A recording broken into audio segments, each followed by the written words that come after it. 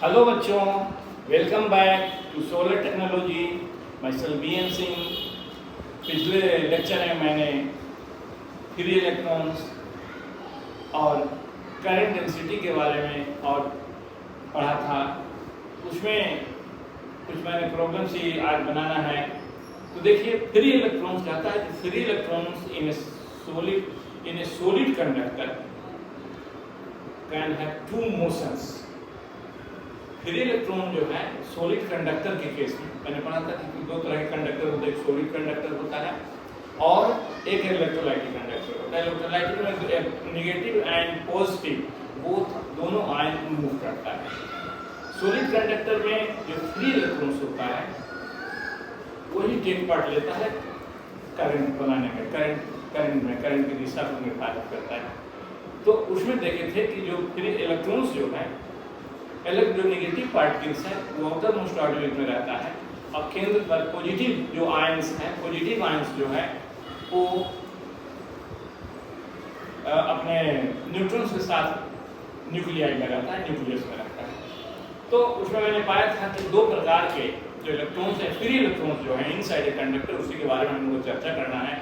आगे भी उसी के बारे में पढ़ना है कि कोई भी सॉलिड कंडक्टर में करंट जो है किस प्रकार से फ्लो करता है, चार्ज कैसे फ्लो करता है, किस प्रकार से उसमें अगर उसके अलावा हम EMF देते हैं तो उसमें एक इलेक्ट्रिक फील्ड का फॉर्मेशन होता है। तो हम पाते हैं कि कहीं भी जो फ्री हमारा जो इलेक्ट्रॉन्स है तो सॉलिड कंडक्टर में दो प्रकार का मोशन बनाता है, दो प्रकार का उसमें एक होता है, दो प्रकार का मोशन होता है। एक तो हुआ रैंडम मोशन और थर्मल मोशन जिसको कहते हैं। उसमें क्या है कि चार्ज जो है फ्री इलेक्ट्रॉन्स जो है वो मूव करता है, टकराता है, कोलाइड करता है और लास्ट में फिर उसका जो आयंस है, आयंस का मतलब जो न्यूक्लियाई है उसके टकराता है। टकराने के बाद वो जीरो हो जाता है, उसका वेलोसिटी जीरो हो जाता है, फिर उठता है, फिर दूसरे जगह टकराता है एंड सो ऑन। और दूसरा जो है वो फ्री ऑर्डर जो एक ड्रिफ्ट मोशन मैंने पढ़ा था कि ड्रिफ्ट मोशन जो है स्पीड, जो ड्रिफ्ट मोशन है जो कि order of 10 to the power -4, drift motion का जो ऑर्डर है वो 10 टू द पावर -4 है। ड्रिफ्ट मोशन देखिए, ड्रिफ्ट मोशन जो है वो मैं पढ़े थे, आपने डिस्कशन जो हम लोग किए थे उसमें ऐसा हम लोग देखे थे कि इसमें इलेक्ट्रॉन्स जो है इस साइड में मूव कर रहा है, मूव करता है, ठीक है। जब हम इसको बैटरी से जोड़ते हैं तो इसके लॉन्ग में एक इलेक्ट्रिक फील्ड का फॉर्मेशन होता है और जब इलेक्ट्रिक फील्ड का फॉर्मेशन जब होता है तो इलेक्ट्रिक फील्ड का डायरेक्शन इस दिशा में होता है। जब हमारा पॉजिटिव आयन वोल्टेज जिसमें हमारा ड्रॉप करता है, ठीक है, पोटेंशियल जहां हमारा ड्रॉप करते जा रहा है तो उसकी उल्टी दिशा में इलेक्ट्रॉन्स मूव करता है और इसके चलते इसका स्पीड कम होता है और उसको हम ड्रिफ्ट मोशन कहते हैं। तो इसमें दो प्रकार के मोशन हो गए, एक रैंडम जो अपने आप जो इलेक्ट्रॉन जो टकराता है इनसाइड द कंडक्टर, वो that is known as random या थर्मल मोशन कहते हैं। उसका जो स्पीड होता है वो 10 टू द पावर 5 मीटर पर सेकंड। इसका स्पीड जो है, स्पीड जो होता है इलेक्ट्रॉन का, रैंडम का जो स्पीड होता है वो 10 टू द पावर 5 मीटर पर सेकंड के साथ। लेकिन जहां पर नेगेटिव जो जा रहा है, ड्रिफ्ट जिसको बोलते हैं, ड्रिफ्ट मोशन जो है ये होता है 10 to of the range of 10 to the power -4 meter per second. So ये दोनों में कितना डिफरेंस है ना? इसका जो डिफरेंस है 10 टू द -4 है। अगर इसको हम रैंडम में कन्वर्सन लाएंगे तो दोनों का डिफरेंस 10 टू द पावर 9 आ जाएगा मीटर पर सेकंड। तो net current due to the random e, कोई भी कंडक्टर में नेट करंट जो होता है रैंडम के चलते वो जीरो होता है एनी सेक्शन में। Whereas net current due to the drift motion जो होता है, ड्रिफ्ट मोशन के चलते जो करंट बनेगा वो नॉन जीरो होगा, जीरो कभी नहीं हो सकता है। इसलिए इसमें कुछ न कुछ तो बनता ही है। जैसे 10 टू द माइनस उसका जो स्पीड होता है ड्रिफ्ट मोशन का 10 to the power 4 meter per second के हिसाब से मूव करता है। तो इसलिए in the case of drift motion वो नन जीरो हो, जीरो कभी नहीं होगा। लेकिन अगर हम रैंडम के चलते अगर कंसीडर करें, इलेक्ट्रॉन का जो फ्री मूव जो करता है अपने लैटिस के अंदर में टकराता है और टकराने के बाद वापस आता है फिर लौटता है, तो उससे करीब दोनों मोशन लेकर के जीरो हो जाता है उसका। इसलिए कोई भी कंडक्टर में जो उसका बिना हम चार्ज किए, बिना उसमें ये अडॉप्ट किए हुए, प्रोवाइड किए हुए जो हमारा वो जो होता है वो न्यूट्रल होता है, इसीलिए न्यूट्रल होता है, उसके अंदर में जीरो होता है उसका speed electron. In presence of electric field कहता है, in presence of electric field जब है माने potential difference across the conductor हम दे रहे हैं, उस हालत में फ्री इलेक्ट्रॉन्स है बोथ मोशन, रैंडम भी होता है ड्रिफ्ट भी होता है, इसलिए करंट, लेकिन करंट जो होता है वो non zero due to drift motion के चलते नन जीरो होता है। ठीक है, drift motion of free electron is opposite. Drift motion जो होता है इसका जो इलेक्ट्रॉन का जो मूवमेंट है अपोजिट दिशा में होता है, इसलिए लिखता है drift motion of free electron is opposite to the electric field, therefore direction of current is in the direction of electric field from higher potential to lower potential। इसके चलते हम पढ़े हैं, जो देखें इससे पहले हमने अगले लेक्चर में डिस्कशन किया है कि इलेक्ट्रॉन के चलते इलेक्ट्रॉन की जो दिशा होती है उसके अपोजिट दिशा में करंट फ्लो करता है, अर्थात यहाँ जो इलेक्ट्रिक फील्ड जो फॉर्मेशन कर रहा है बैटरी जोड़ने के बाद ई का जो डायरेक्शन है इसी दिशा में करंट फ्लो करेगा due two electrons. Due two electrons का जो मूवमेंट है, ड्रिफ्ट वेलोसिटी जो इसका जो मूवमेंट है, इलेक्ट्रॉन का जो मूवमेंट इस दिशा में, इसके अपोजिट दिशा में इलेक्ट्रिक करंट फ्लो करता है। ठीक है, नाउ क्वेश्चन हमारे पास एक आ रहा है, बहुत ही इंपॉर्टेंट क्वेश्चन है, उसका ध्यान से देखिए और उस पर आप बोलिए, whether electric field inside a conductor is always zero. Whether electric field inside a conductor is always zero. क्या जीरो होता है क्या? कोई कंडक्टर में, हमारा जो कंडक्टर है उसके अंदर में इलेक्ट्रिक फील्ड जो होगा क्या हमेशा जीरो होगा? What will be it's answer? इसका आंसर क्या होगा? बोलिए आप लोग। हाँ, इसका आंसर क्या होगा? जीरो नहीं है, ये जो है इसका इसका आंसर क्या होगा? नो, कभी भी हमेशा जीरो नहीं होगा। क्यों नहीं जीरो होगा? तो रैंडम के चलते जीरो हो सकता है, लेकिन आपका ड्रिफ्ट के चलते, इलेक्ट्रॉन के चलते कभी भी जीरो नहीं होगा, या नन जीरो करंट के चलते, नन जीरो चार्ज जहां पर है उसके चलते हमारा कभी भी जीरो नहीं होगा। इसलिए आंसर इज नो। क्यों नहीं होगा? Because when no charge flow in current, no charge flow और करंट या चार्ज फ्लो कर रहा है या करंट जब नहीं फ्लो कर रहा है in the conductor, electric field is always zero. तब इलेक्ट्रिक करंट जीरो है, इलेक्ट्रिक फील्ड हमारा जीरो है। If current is non zero, अगर करंट ही हमारा नॉन जीरो है माने जीरो नहीं है, in that very case electric field is also known zero. ठीक है, because drift motion of electron which produces net current starts only due to electric force on them। Electron पर इसमें जो outermost orbit में जो electron, जो free electrons हैं उसमें इलेक्ट्रिक फील्ड रहने के चलते उसमें ड्रिफ्ट मोशन बनता है, और जहां कहीं भी ड्रिफ्ट मोशन बनेगा तो हमारा इलेक्ट्रिक जो फील्ड है वो जीरो, कभी भी इनसाइड द कंडक्टर जीरो नहीं होगा। Okay, this one is right. चलिए आगे देखिए, हम करंट डेंसिटी के बारे में पढ़े थे। क्या पढ़े हैं करंट डेंसिटी के बारे में? कि करंट डेंसिटी जो होता है J इज इक्वल टू कितना होता है? I बटा A। ठीक है, माने एरिया I बटा A है। अगर कोई भी करंट, कोई भी कंडक्टर है, ठीक है, इसका अगर एरिया अगर A है, एरिया A है, इसमें अगर कोई करंट जब पास कराते हैं, मान लीजिए I करंट इसकी जगह पास होगा, ठीक है, तो J कितना होगा? J बराबर I बटा A किसी भी इंस्टेंट, तो J बराबर I बटा एरिया। इस एरिया के अलावा एरिया से जितना जो हमारा पास कर रहा है करंट वो हमारा करंट डेंसिटी कहलाएगा। ठीक है, इसलिए J बराबर क्या हो जाएगा? I बराबर आप पढ़े हैं ED होता है, इसलिए NE होता है, NE हो जाएगा एंड VD हो जाएगा। VD is the drift velocity. Okay, ये बराबर NE VD। कल हमने डिस्कशन किया है इसके बारे में भी, Okay, now question is an electron beam has an aperture of, electron beam है aperture of 1 मिलीमीटर स्क्वायर, ठीक है। एक उसका अपर्चर जो है जिससे इलेक्ट्रॉन बीम निकलता है that is only 1 millimetre square.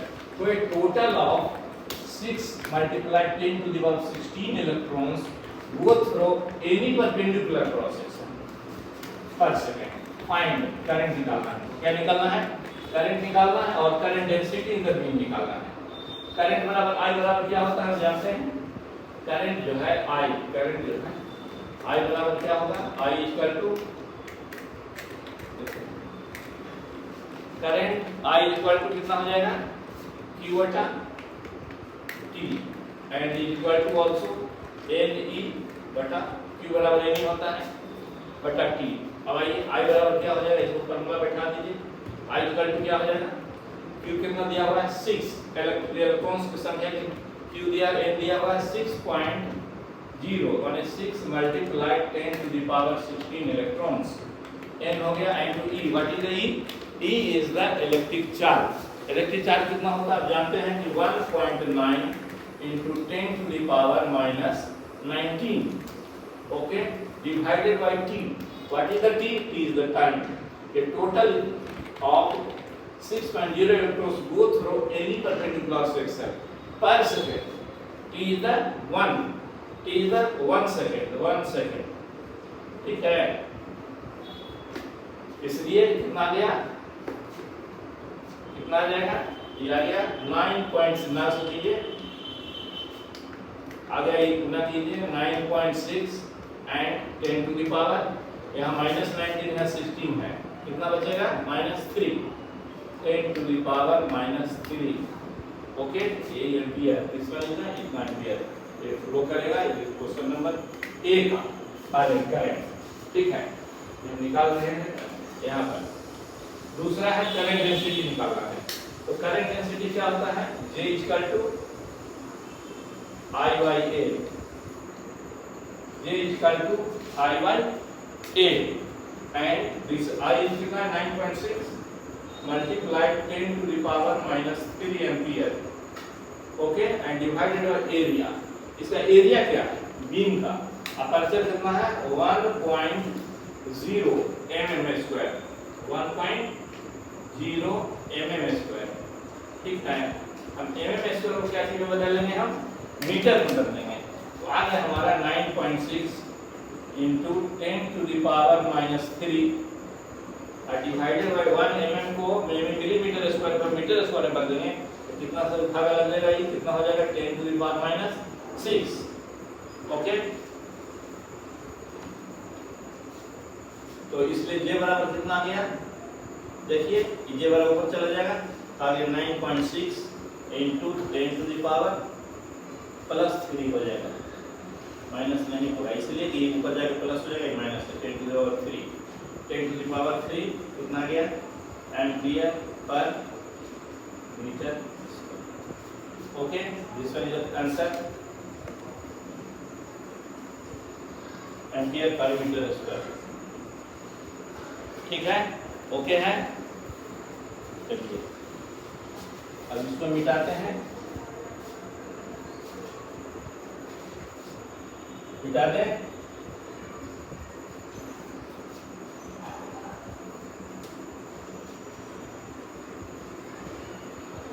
एक क्वेश्चन और हम बना रहे हैं अभी पूरा।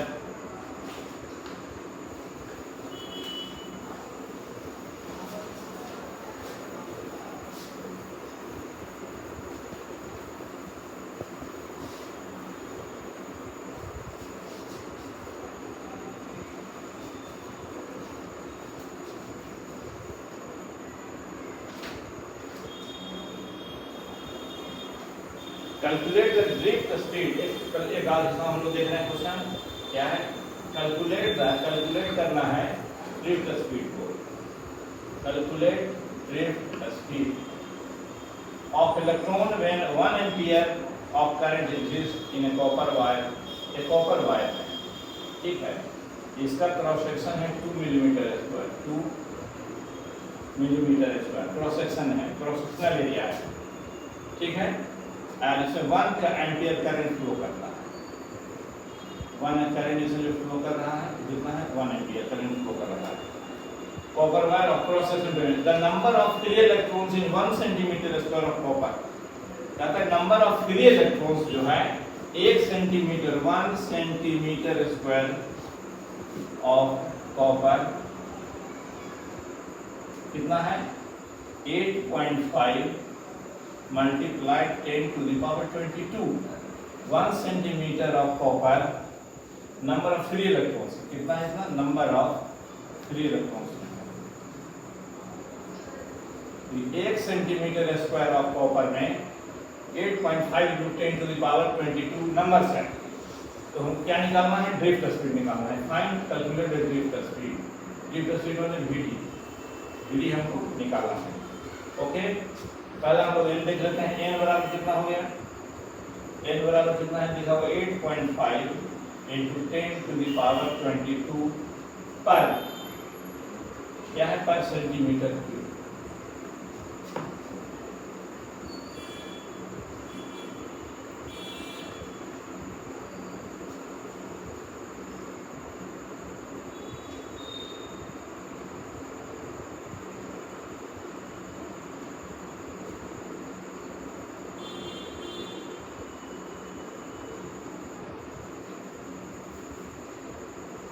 बराबर कितना हो गया, 8.5 into 10 to the power 22 divided by, पर सेंटीमीटर को बदल रहे हैं, 10 to the power -2, ठीक है।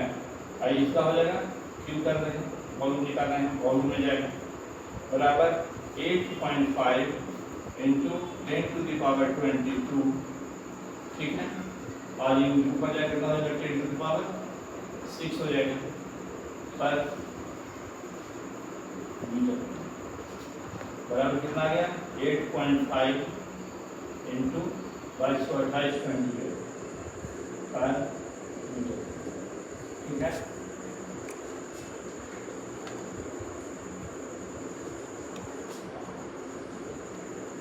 है पर मीटर क्यूब,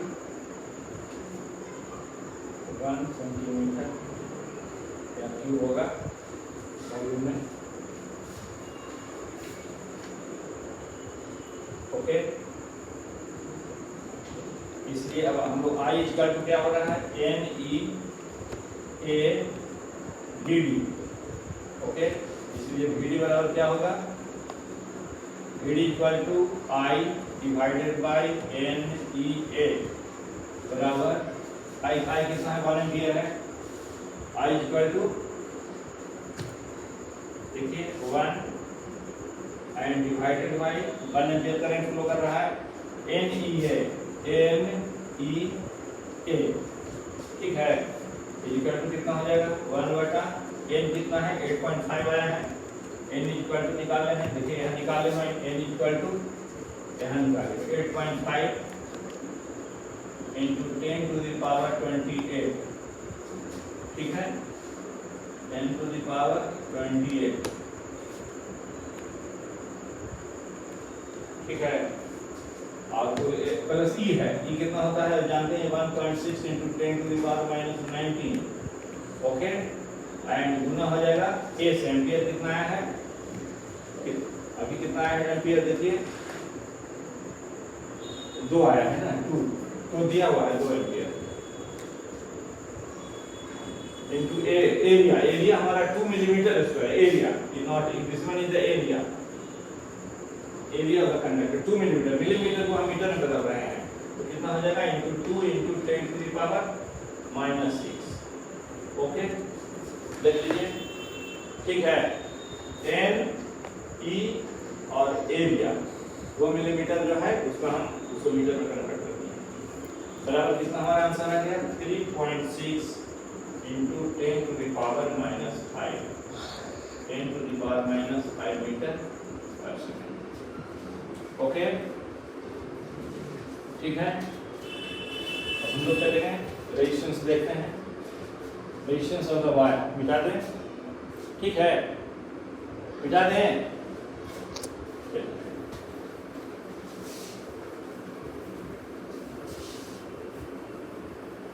इसको नोट कर लीजिए, इम्पोर्टेंट क्वेश्चन है, ये जो लिखाए हैं ये IIT जी में पूछा हुआ सवाल है,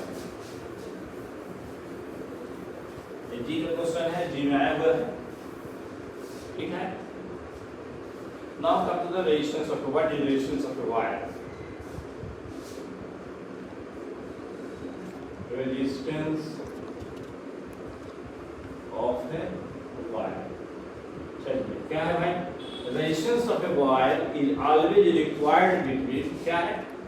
कैसे रेजिस्टेंस निकालेंगे? Between the 2 points or 2 surfaces, है ना? मान लीजिए करंट आपका कंडक्टर है, इसका दो एरिया ये हो गया, एरिया हो गया, तो मान लीजिए एरिया हो गया ए, ई पॉइंट हो गया पी, क्या हो गया? आई पॉइंट हो गया क्यू, ठीक है। ए पॉइंट पी हो गया, ई क्यू हो गया, ये 2 पॉइंट्स हो गया।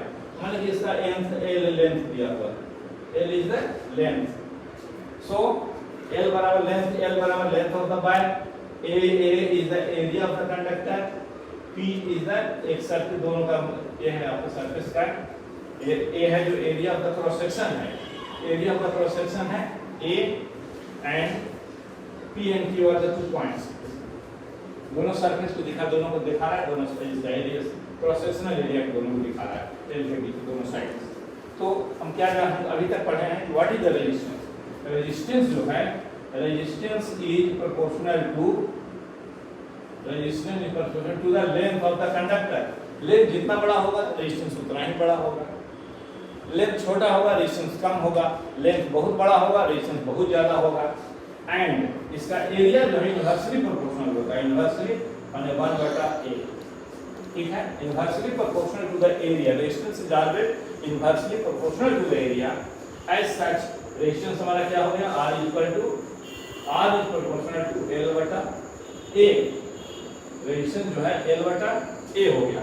लेकिन जब इसको हम जब तोड़ेंगे, प्रोपोर्शनली तोड़ेंगे तो एक प्रोपोर्शनल कांस्टेंट आता है, प्रोपोर्शनलिटी कांस्टेंट को बोलते हैं, इसको R = rho × L/A, ये हमारा रो है, इसको पढ़ते हैं रो। रो क्या है? This is known as the proportionality constant, also called resistivity of the material, material पर निर्भर करता है। वो जो है हर मटेरियल, कॉपर का अलग होगा, तांबा एल्युमिनियम का अलग होगा, जिंक का अलग होगा, गोल्ड का अलग होगा, हर का अलग अलग होता है resistivity. So resistivity, rho is the resistivity of the material and depends on the number of free electrons present in the material. If number of free electrons increases, value of rho will decrease. कहता है कि अगर increase कर रहा है, क्या increase कर रहा है? इलेक्ट्रॉन्स ज्यादा अगर हो रहा है तो हमारा रो क्या होगा? डिक्रीज करेगा, ठीक है। इसलिए रो बराबर क्या हो रहा है? रो। अब तक यहाँ रो इज द रेजिस्टिविटी 1/, देखिए 1/, कंडक्टिविटी, इसको बोलते हैं conductivity, this one is sigma. Sigma is known as the conductivity of the material, उसी मटेरियल का। एंड ऐसा यूनिट में देखिए, इस ऐसा यूनिट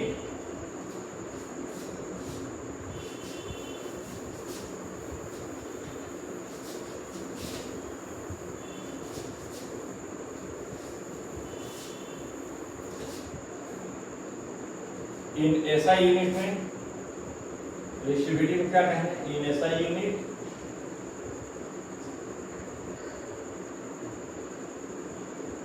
रेजिस्टिविटी रो को क्या कहेंगे? इसका यूनिट ये होगा ओम मीटर इसको कहेंगे। एंड कंडक्टिविटी जो है, कंडक्टिविटी सिग्मा को कंडक्टिविटी का क्या हो जाएगा? रो मीटर एंड -1, ठीक है। ओम मीटर हो गया ये, ओम मीटर आई ओम मीटर -1 माने 1/, ohm minus ohm metre, 1/, ohm metre, ohm metre कहते हैं, ओम मीटर, ठीक है। Okay, now come to problems वगैरह हम लोग देख रहे हैं। एक आ रहा है,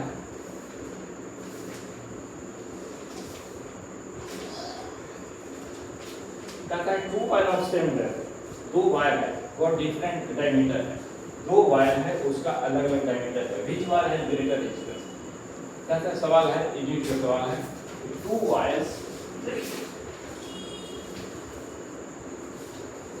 वायर्स ऑफ सेम लेंथ, दोनों का सेम लेंथ है, लेंथ जो है दो वायर में दोनों का लेंथ जो है दोनों का सेम है, ठीक है, लेकिन डायमीटर डिफरेंस है, इसका डायमीटर अलग है इसका, और इसका डायमीटर अलग है, दोनों का डायमीटर अलग है। ये जो यहाँ से ऐसा जो डी है तो डायमीटर अलग है, इसका जो डी है वो अलग है, और ये डी1 है, ठीक। Which wire has greater, किसका ज्यादा रेजिस्टेंस होगा, एंड ग्रेटर स्पेसिफिक रेजिस्टेंस किसका होगा। तो आप जानते हैं कि R इक्वल टू क्या हो रहा है, रो इंटू एल बटा ए, ठीक है, या R is proportional to L बटा ए के, इसलिए थिनर वायर जो होगा उसका ज्यादा रेजिस्टेंस होगा, माने थिनर वायर का मतलब एरिया जिसका ज्यादा होगा। एरिया जो है अगर देखिए एरिया अगर कम है, ठीक है, तो थिनर वायर है, एरिया को घटा दीजिएगा तो क्या होगा, ज्यादा ही वैल्यू एल बटा ए ज्यादा आ जाएगा, तो रेजिस्टेंस हमारा क्या हो जाएगा, ज्यादा से भागा लगेगा तो रेजिस्टेंस कम जाएगा। तो कहता है कि जो ज्यादा मोटा जो ज्यादा पतला होगा, जिसका डायमीटर ज्यादा कम होगा, माने जो ज्यादा पतला उसका रेजिस्टेंस ज्यादा होगा, इसलिए यहाँ एरिया बढ़ रहा है, एरिया हमारा बढ़ रहा है रेजिस्टेंस करते हैं, एरिया जहाँ बढ़ेगा डायमीटर तो एरिया बढ़ रहा है, एरिया बढ़ेगा तो एल बटा ए भागा ज्यादा से लगेगा, रेजिस्टेंस हमारा क्या होगा, कम जाएगा, रेजिस्टेंस हमारा एरिया जैसे बढ़ेगा, कह रहा है कि एरिया हमारा क्या हो रहा है, थिनर वायर हैज ग्रेटर, हाँ एरिया हमारा बढ़ रहा है, thinner wire has greater resistance, पतला जो है ना उसका रेजिस्टेंस जो है ज्यादा होगा और मोटा का रेजिस्टेंस कम होगा, इसलिए कि जिसका एरिया ज्यादा होगा, जिसका ज्यादा एरिया होगा क्या होगा, जो ज्यादा मोटा जो होगा उसका रेजिस्टेंस हमारा कम होगा, और जो अधिक होगा पतला होगा उसका रेजिस्टेंस ज्यादा होगा, ठीक है। So both wire will have same, but उसका जो स्पेसिफिक रेजिस्टेंस होगा दोनों का सेम होगा, क्योंकि दोनों सेम मटेरियल से बना हुआ है, ठीक है। आइए दूसरा सवाल ये देख लेते हैं। तो a wire has a resistance of R, what will be its resistance if it is stretched to double its length. कहता है एक वायर है उसका ठीक है, एक वायर है, इसको हम खींच करके, तो एक वायर दे देते हैं, इसको हम लेंथ दुगना कर दिए, L1 जो है इसको लंबा खींच कर ज्यादा बड़ा कर दिए, कितना ये माने कि L1 है, ये L2 कर दिए, ये L1 L है, इसको लेंथ खींच के हम 12 कर दिए हैं, दुगना कर दिए हैं। तो व्हाट विल इट्स रेजिस्टेंस क्या असर पड़ेगा, क्या होगा भाई, क्या एरिया क्या है, एरिया बराबर एरिया तो हमारा असर होगा ना, इसका एरिया ज्यादा है, ये एरिया आधा हो जाएगा, टू लेन बाई इसी तार को खींच के कर रहे हैं बड़ा, तो उसका एरिया हमारा क्या हो रहा है, घट रहा है। तो R रेजिस्टेंस कितना होगा, R बराबर देखिए क्या होता है, रो इंटू एल बटा ए होगा, ठीक है। तो ये बराबर कितना हो जाएगा, रो इंटू एल बटा वॉल्यूम है, वॉल्यूम हमारा दे दीजिए, बराबर क्या हो जाएगा, V बटा एल हो जाएगा। एरिया बराबर क्या होता है, वॉल्यूम बटा एल से भागा दे देंगे निकल जाएगा, ठीक है। तो एल जाके ऊपर जाएगा कितना हो जाएगा, L rho into L square बटा V, V for stands for volume, V stands for V for volume, ठीक है। तो एल इसलिए हमारा रेजिस्टेंस जो हो गया R बराबर rho R equal to rho L square बटा V इज द वॉल्यूम। तो हमारा जैसे ही हमारा L बढ़ेगा, L अगर दुगना होगा तो कितना रेजिस्टेंस कितना हो जाएगा, 4 गुना हो जाएगा, 2 दूनी 4 सीधा दुगना हो जाएगा, अगर 3 है तो 9 टाइम्स बढ़ जाएगा, 3 गुना अगर हम लंबा पथ खींचते हैं तो कितना बढ़ जाएगा, 9 टाइम्स हो जाएगा, ठीक है। इसलिए R इसको कहेंगे R इज प्रोपोर्शनल टू, अगर हमारा कांस्टेंट है वो मान मटेरियल कांस्टेंट है, ठीक है, अब वॉल्यूम कांस्टेंट है तो वो बड़ा ये क्या होगा, प्रोपोर्शनल टू L स्क्वायर। जब हमारा रो एंड V अगर कांस्टेंट है उस केस में, ठीक है, ओके। तो अब हम लोग आइए अब टेम्परेचर डिपेंड, रेजिस्टेंस पर टेम्परेचर का क्या असर पड़ेगा उसको थोड़ा देख लेते हैं। तो टेम्परेचर बढ़ने से जनरली रेजिस्टेंस बढ़ता है। यू रिमेंबर, टेम्परेचर बढ़ने से रेजिस्टेंस बढ़ता है। Number of free electrons increases as the conductivity, जब टेम्परेचर बढ़ेगा क्या होगा, फ्री इलेक्ट्रॉन्स की संख्या बढ़ेगा। As such conductivity of material will increase, so resistivity और रेजिस्टेंस डिक्रीज। जनरली क्या होगा, रेजिस्टिविटी हमारा घट जाएगा। लेकिन दूसरा केस देखिए, the ions of material vibrate, अगर जहाँ अंदर में जो आयंस है वो मटेरियल को वाइब्रेट करेगा with greater amplitude and the collision between electrons and ions become more frequent, जल्दी जल्दी उसमें अधिक एनर्जी लगेगा, जल्दी टकराएगा। So due to this effect resistivity और resistance of the material increase करेगा। फ्री इलेक्ट्रॉन्स के केस में घट रहा है, लेकिन जहाँ आयंस जहाँ वाइब्रेट कर रहा है, आयंस का मतलब जहाँ पॉजिटिव पार्टिकल और न्यूट्रॉन्स वगैरह है, उसके जो वाइब्रेशन के चलते हमारा ज़्यादा वाइब्रेट करेगा, इसके चलते हमारा उसका रेजिस्टेंस जो है बढ़ेगा। ठीक है, इन कंडक्टर रेजिस्टिविटी और resistance increases with increase in temperature. लेकिन जनरली इन कंडक्टर के केस में क्या हो रहा है, वो तो हो गया आपको आइटम के केस में, आयंस के केस में। लेकिन जब कंडक्टर के केस में ले रहे हैं, in that very case temperature resistance increase करने से हमारा टेम्परेचर इंक्रीज करने से रेजिस्टेंस इंक्रीज हो रहा है। ठीक है, और तब उस हालत में हम जो इसको रिप्रेजेंट जो करेंगे कैसे करते हैं, रो टी बराबर rho zero 1 plus alpha minus T1 T minus T0।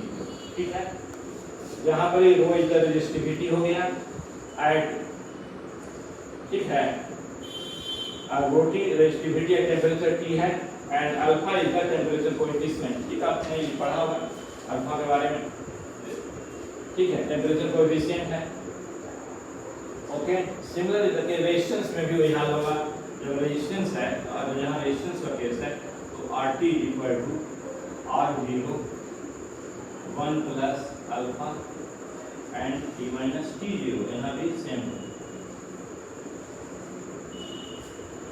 ठीक है, यहाँ भी RT is the resistance at temperature R0 है and T0 is often taken as the 0 से T0 जो हम लोग लेते हैं, T0 लेते हैं हमेशा 0 डिग्री से 20 डिग्री के बीच में, 0 डिग्री या 20 डिग्री लेते हैं, यहाँ पर टेम्परेचर डिफरेंस हो गया। ठीक है, लेकिन इन केस ऑफ सेमीकंडक्टर उसमें क्या होता है, सेमीकंडक्टर में फ्री इलेक्ट्रॉन बहुत कम होता है। तो due to rise in temperature the resistance of semiconductor decrease करता है। At room temperature free electrons in semiconductor silicon और जर्मेनियम इज वेरी लो। ठीक है, इसलिए क्या हो रहा है उस केस में हमारा सेमीकंडक्टर रूम टेम्परेचर में इलेक्ट्रॉन जो है, इलेक्ट्रॉन के केस में डिक्रीज, इसके केस सेमीकंडक्टर के केस में टेम्परेचर राइज करने पर डिक्रीज करता है। ठीक है, एक सवाल है जो IIT में पूछा है, जी में पूछा हुआ सवाल है, कहता है कि दो स्टेटमेंट्स है, देखिए आप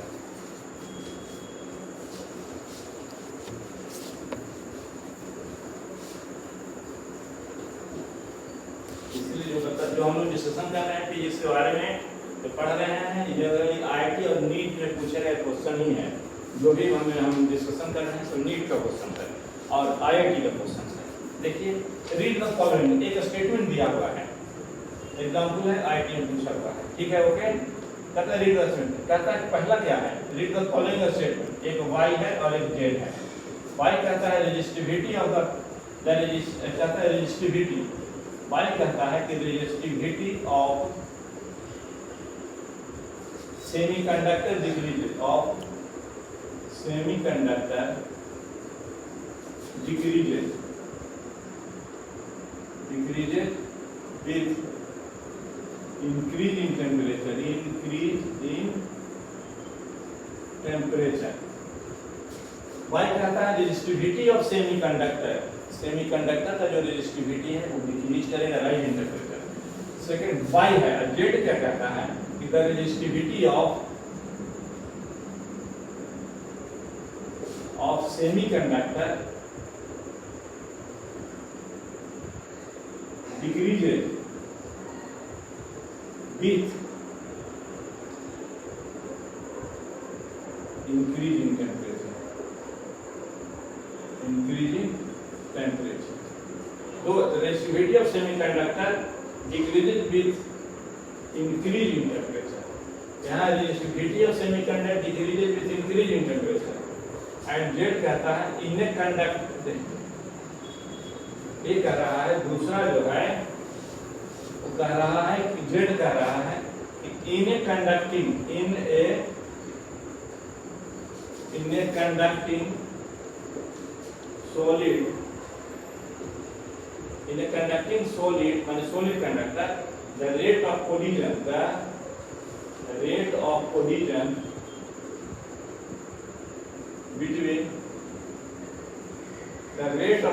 between free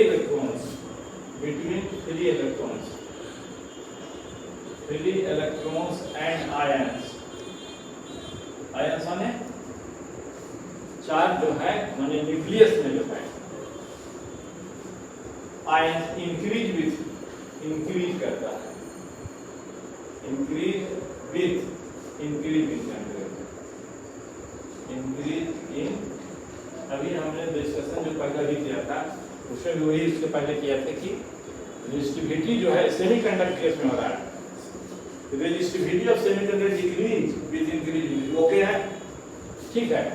और दूसरा क्या है, in a conducting solid the rate of collision between the free electrons and ions increases with increase in temperature, increase करने से E तक आता है। Which one is correct? Answer है पहला A है, Y is true, Z is false, B है Y is false, Z are true, C है तीसरा है both Y and Z are true, and D है Y is true and Z is the correct region or Y, okay.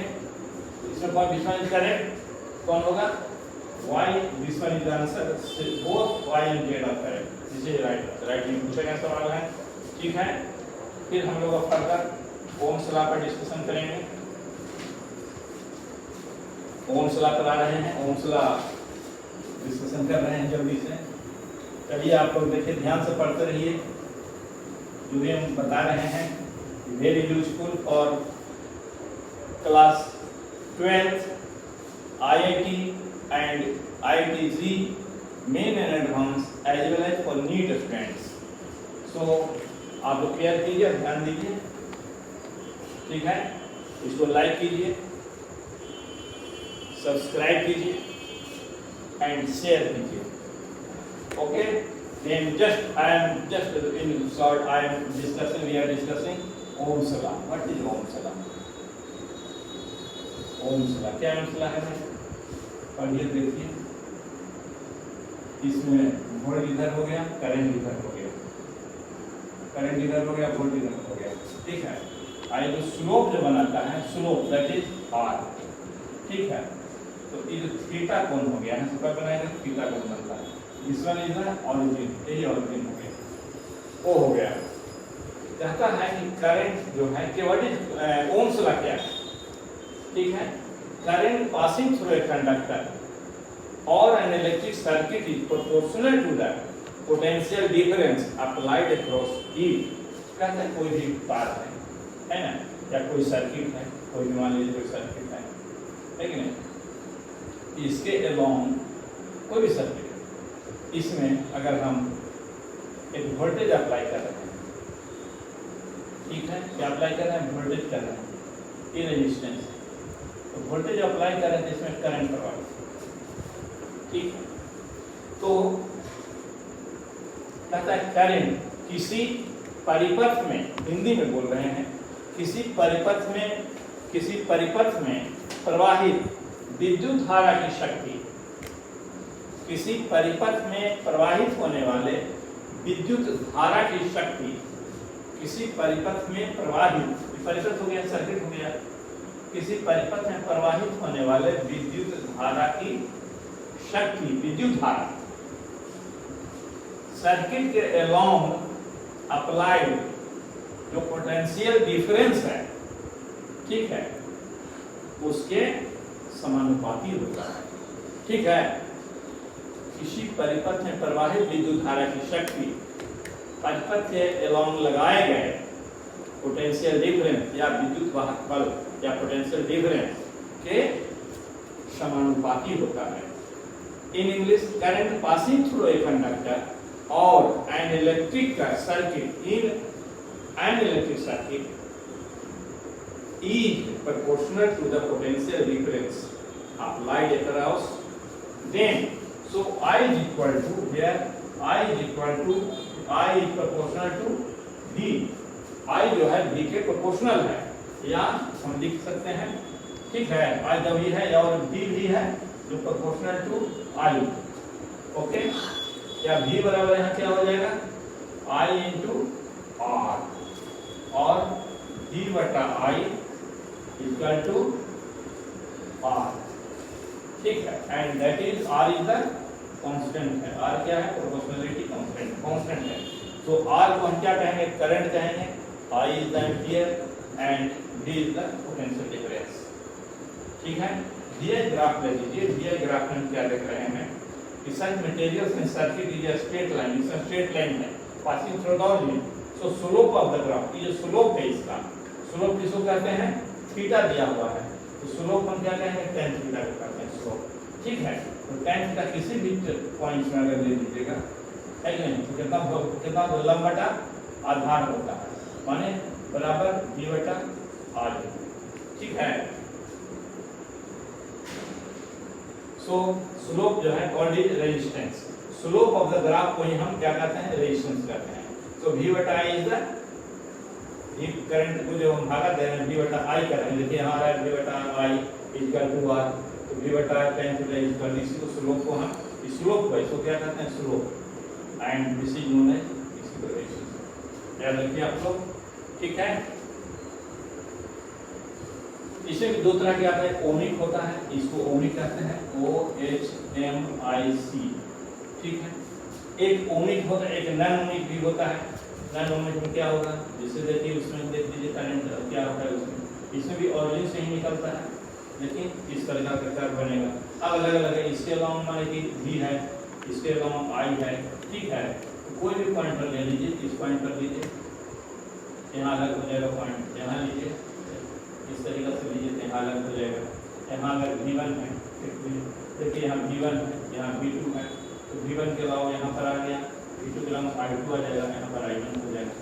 ठीक है, यहाँ पर क्या होगा, तो V1 बटा I1 बराबर R1 आ जाएगा, V2 बटा I2 बराबर R2 आ जाएगा।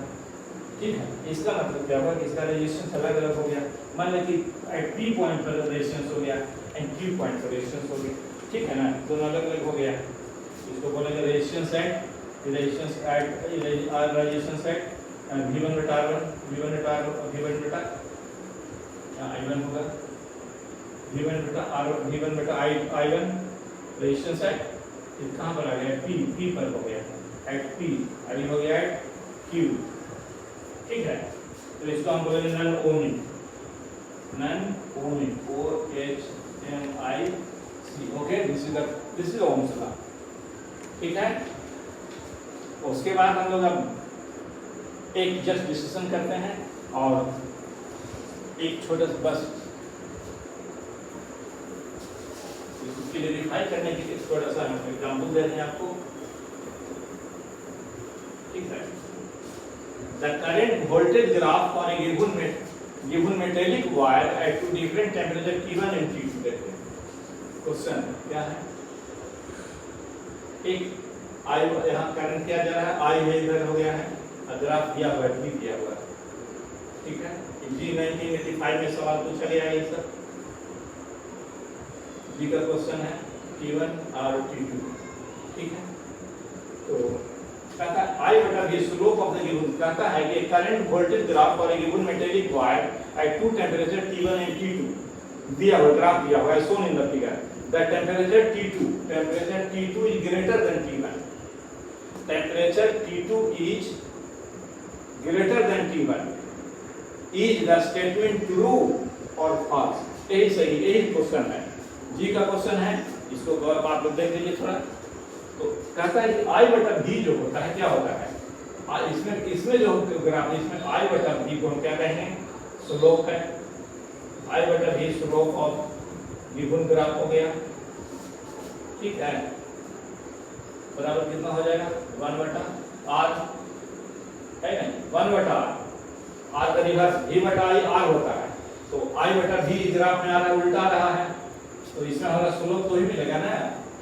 I बटा V स्लोप यानी इसका T1 का लीजिएगा, यहाँ से लीजिएगा, एक यहाँ लीजिएगा, है कि नहीं। इसका जो ग्राफ ले लीजिएगा, इसका जो लीजिएगा एक θ1 हो गया मान लीजिए, I इसको लीजिएगा θ2 हो जाएगा, है कि नहीं। tan θ1 हो जाएगा, इतना बटा इतना माने T1 का, ठीक है। I बटा V तो दोनों का अलग हो गया। तो इसको कहें वही 1 बटा R आ रहा है, क्योंकि V बटा I हमारा R होता है।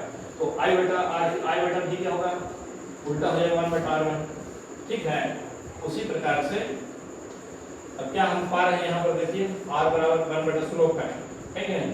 तो R इक्वल टू 1 बटा स्लोप आ रहा है, उल्टा आ रहा है, रिवर्स आ रहा है। बराबर क्या हो गया, यहाँ पर स्लोप हो गया, स्लोप T2 हो गया। T2 जो है बड़ा हो रहा है ना, स्लोप जो है T2, R बराबर स्लोप T2 लेस छोटा रहा है। इसका देखिए, इसका एंगल जो है छोटा है, स्लोप जो है इसका छोटा है इसके रिस्पेक्ट में, ठीक है। तो T2 का स्लोप छोटा है T1 के रिस्पेक्ट में, slope less than slope T1 के स्लोप से T2 का स्लोप, T2 छोटा है, T1 बड़ा है, तो इसलिए T2 is less than slope T1 आ गया, ठीक है। अगर इसको उल्टा अभी करते हैं, बराबर अगर 1 बटा लिखते हैं, ठीक है नहीं, 1 बटा स्लोप अगर T2 उल्टा अगर करते हैं, T2 है तो क्या होगा, ये बड़ा हो जाएगा 1 बटा स्लोप T1 से, ठीक है ना। तो ये बड़ा हो जाएगा 1 बटा डिवीजन देंगे तो resistance of A metallic wire increase with increase in temperature. क्या हो गया, रेजिस्टेंस जो है हमारा, resistance of metallic wire increases, इसमें क्या लिखा रहा है, तो विथ इंक्रीज इन टेम्परेचर, हमको टेम्परेचर से इंक्रीज इन टेम्परेचर, इसलिए RT2 क्या है, बड़ा आ रहा है RT1 से, ठीक है। और T2 is greater than T1, इसी तरह से therefore स्टेटमेंट इज, जो स्टेटमेंट हमारा दे रहा है कि temperature T2 is greater than T1, temperature T2 is greater than T1, ये statement is true, statement is true आ रहा है, स्टेटमेंट ट्रू है हमारा। Okay, this is all about today's lecture. फिर हम लोग आगे मिलते हैं, till then thank you very much. इसलिए आप सब्सक्राइब कीजिए और साथ साथ लाइक कीजिए। Okay, thank you.